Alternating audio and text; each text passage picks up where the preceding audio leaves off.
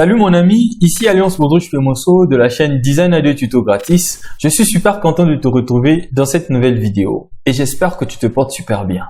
Dans cette vidéo, je t'offre une petite partie de ma longue formation Adobe InDesign Marathon débutant à intermédiaire. Si tu es intéressé par la conception des magazines, des brochures, des flyers et bien d'autres encore, en tout cas cette formation c'est celle qu'il te faut pour pouvoir gagner en compétences dans ce sens. J'espère que tu te portes bien et que tu es prêt à découvrir de nouvelles choses grâce à ce projet où on va tout simplement apprendre à concevoir une newsletter, ce qu'on appelle communément par un magazine ou une brochure d'entreprise. Donc ça sera quasiment les mêmes méthodes qu'on va pouvoir utiliser. Et dans notre cas ici, nous allons concevoir le magazine Yamboka de Demka Boutique pour être au courant de tout ce que nous faisons tous les jours, enfin, de tout ce qu'ils font tous les jours.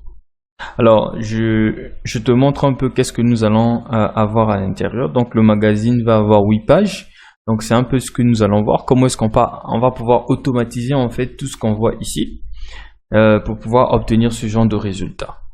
Alors, sans plus tarder, nous allons tout de suite déjà commencer par la conception de notre magazine. Donc, je vais faire CTRL-N ou fichier nouveau, d'accord, pour pouvoir avoir accès à cette boîte de dialogue. Et moi, je vais me mettre en format impression et je vais travailler sur un A4. Alors, comme le titre de la vidéo le dit, nous allons apprendre à concevoir tout simplement un magazine en vis-à-vis. Donc, du coup, il faut qu'on coche le vis-à-vis à ce niveau-là. D'accord? Ce qu'on appelle par le format en planche. Et nous allons être en format, en orientation portrait. On aura besoin de 8 pages. Donc là, je suis juste en train de configurer mon magazine. Je n'aurai pas besoin de compter le bloc de texte principal à partir de la page 1, donc ça je laisse. J'aurai besoin de 3 colonnes, donc j'ajoute mes 3 colonnes à ce niveau. Et j'ai besoin en fait d'un espacement entre les colonnes, ce qu'on appelle par une gouttière, donc cet espace là qu'il y a entre les colonnes. Donc j'en aurai besoin à 6 mm. Voici ma gouttière qui est à 6 mm. Et j'aurai besoin d'un fond perdu à 3 mm, un peu comme d'habitude on va dire, parce que c'est le format qu'on va s'habituer un tout petit peu avec. Et voilà, je pense que le tout, ça peut bien aller. À part sur les marges, que je vais aussi augmenter mes marges à 35 mm, parce que j'ai besoin d'avoir un plus grand espacement. Il y aura beaucoup de choses qu'on va faire à ce niveau, tu comprendras le pourquoi. Donc en gros, c'est à ça que va ressembler notre conception.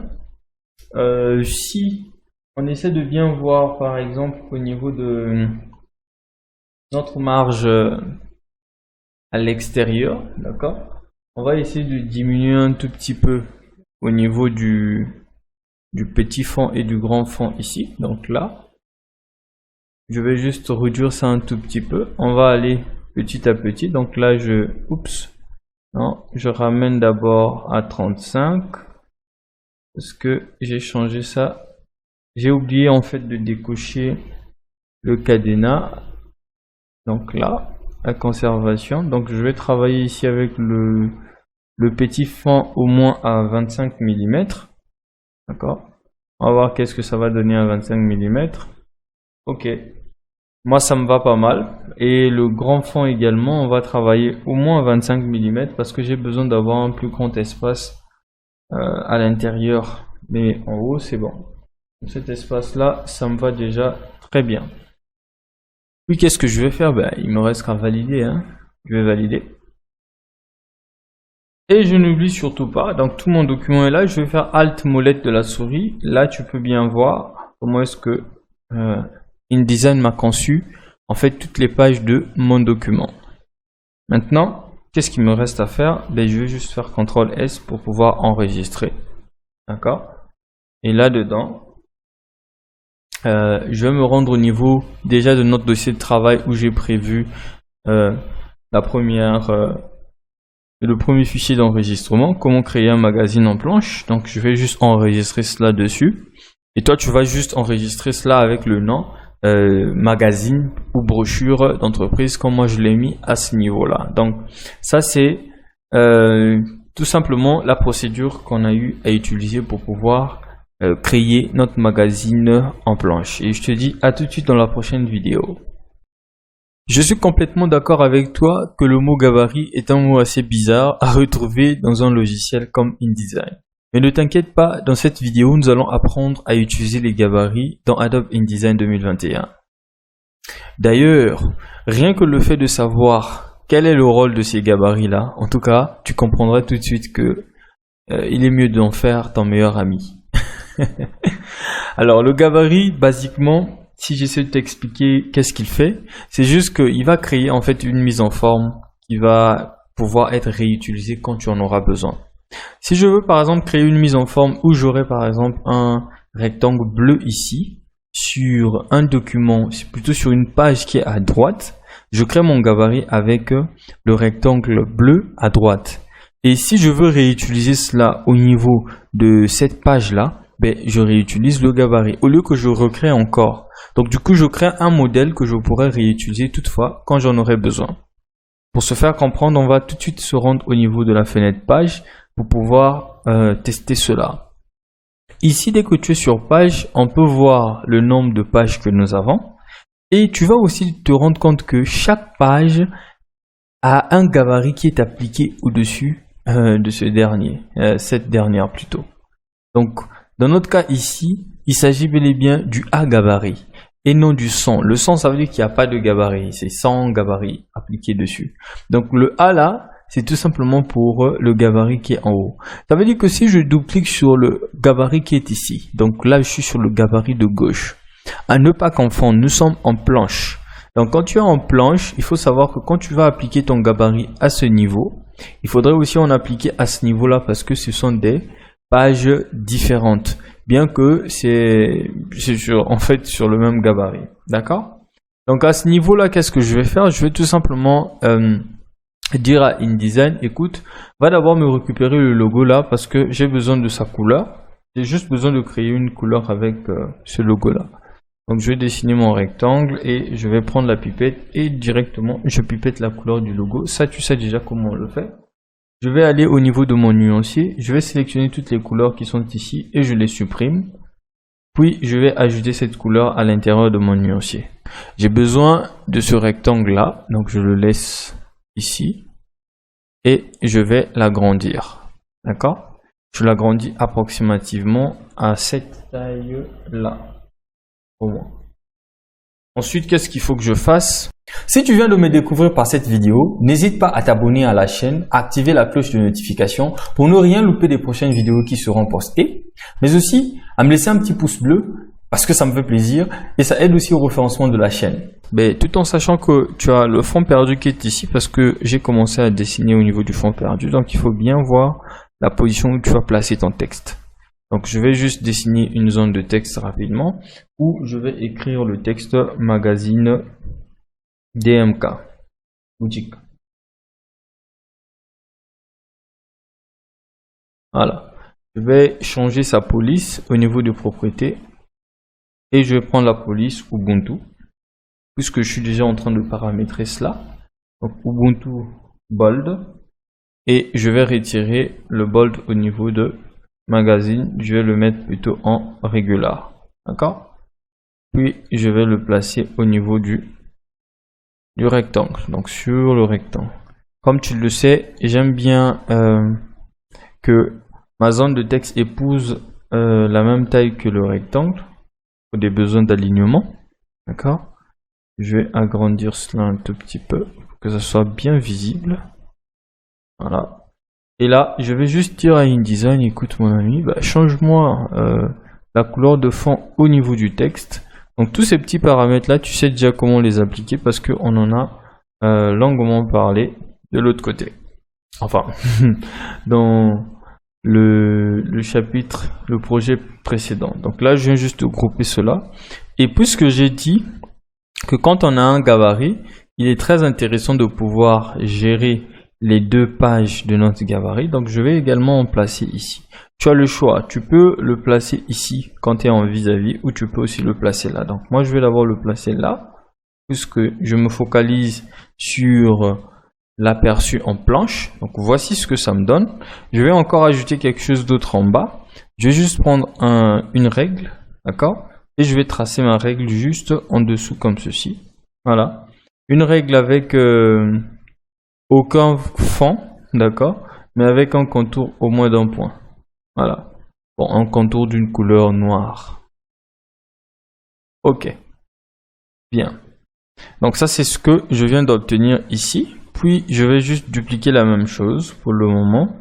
Et je vais venir placer cela juste à la fin ici. D'accord? Je le place à ce niveau. Maintenant, regarde la magie qui va s'opérer ici. C'est que si je repars au niveau de page et que je double-clique au niveau de mon premier, de ma première page ici, regarde. Oulala! InDesign vient de me placer le gabarit à ce niveau-là. Donc en réalité, et en gros, c'est ça. Le gabarit va nous permettre de gagner en temps. Imagine, on devrait créer ça à plusieurs reprises sur 8 pages.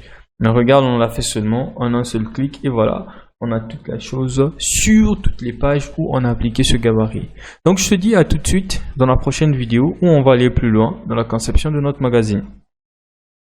Cette fois-ci, nous allons voir comment est-ce que nous pourrons ajouter une numérotation automatique des pages dans Adobe InDesign grâce au gabarit. Je t'avais dit, le gabarit doit être ton meilleur ami. Donc, là déjà, il nous rattrape encore. Donc, on ne peut pas créer en fait une numérotation automatique sans les gabarits. Et là, c'est ce qu'on va faire. Donc, pour cela, on va repartir au niveau du A gabarit qu'on a déjà ici. Ok ?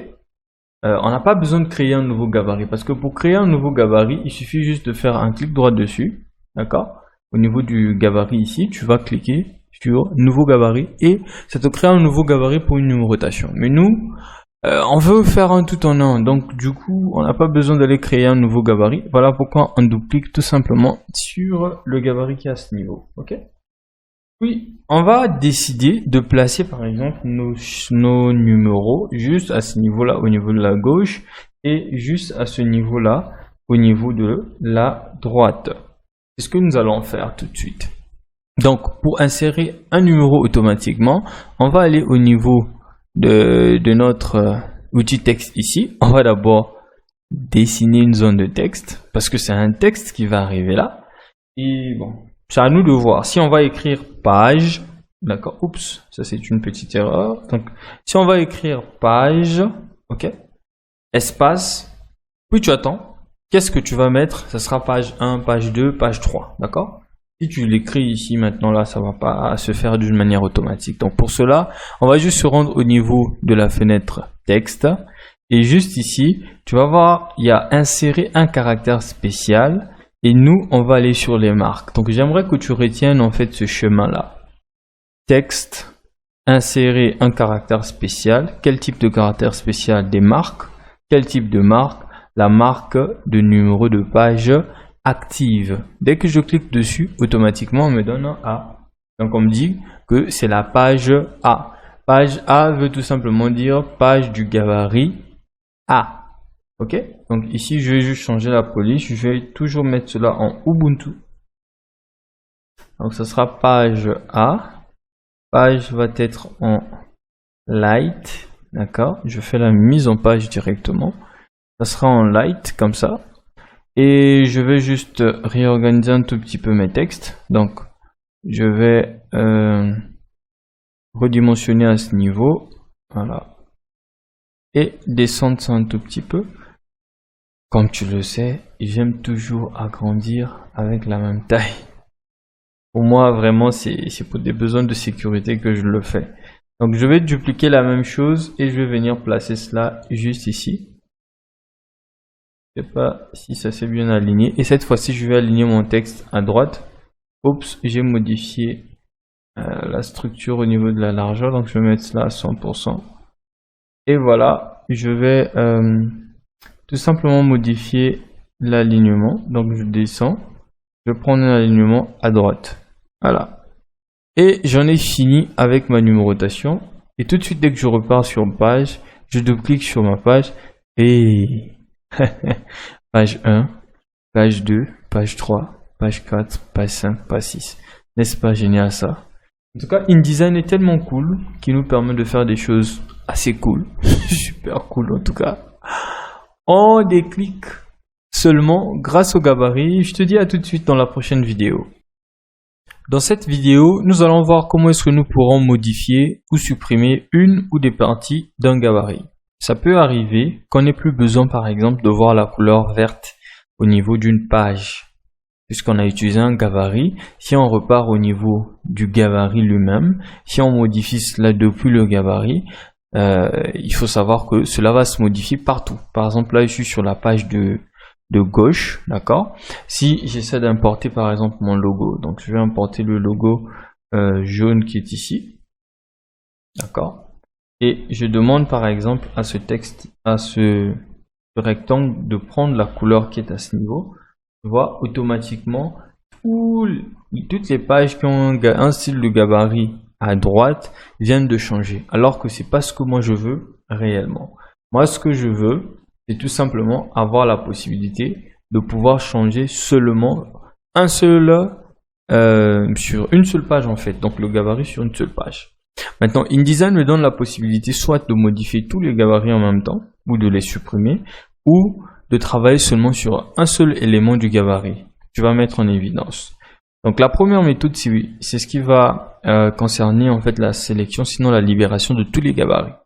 Pour cela, je vais juste faire un clic droit sur la page qui veut avoir des éléments du gabarit libérés et je cherche le texte libérer tous les éléments de gabarit.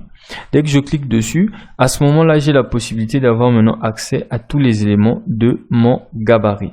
Je peux les sélectionner, les supprimer comme je veux. Par contre, moi, c'est pas vraiment ce que je veux, hein. Bien que même si tu déplaces, tu vas voir que au niveau de tes paramètres de l'ancien gabarit, ici, rien ne va être modifié. C'est déjà bien, mais ce n'est pas ce que nous, on veut faire. Donc, je fais CTRL Z pour annuler toutes les modifications que je viens d'effectuer. Moi, je voudrais juste modifier le gabarit qui est à ce niveau-là en termes de couleur. Donc, je vais déjà importer le logo. Tu connais déjà le raccourci clavier, c'est CTRL D pour importer. Et pour pouvoir libérer ce gabarit là uniquement, je dois faire une combinaison de touches qui n'est autre que CTRL et Maj ou Shift. Donc CTRL, Shift, puis clic. Et là, je viens de libérer le gabarit. D'accord? Et je peux maintenant donner le focus au niveau de ma forme en arrière. Puis je pipette la couleur qui est ici. Tu te rendras compte que ça n'a pas modifié en fait le reste. Ça a été modifié uniquement sur cette page parce que j'ai libéré en fait cet élément de gabarit. D'accord? Si je veux libérer les autres éléments qui sont ici, par exemple le trait, je veux le changer. Donc je fais CTRL SHIFT clic et je supprime. Voilà, le gabarit vient d'être éliminé. Bon, moi j'en ai besoin, donc je fais CTRL Z et je te dis à tout de suite dans la prochaine vidéo. Si la vidéo t'a intéressé, n'hésite pas à cliquer sur le lien en bas dans la description pour obtenir la formation au complet. Et moi je te dis à très bientôt dans une prochaine vidéo. C'était Alliance. Ciao!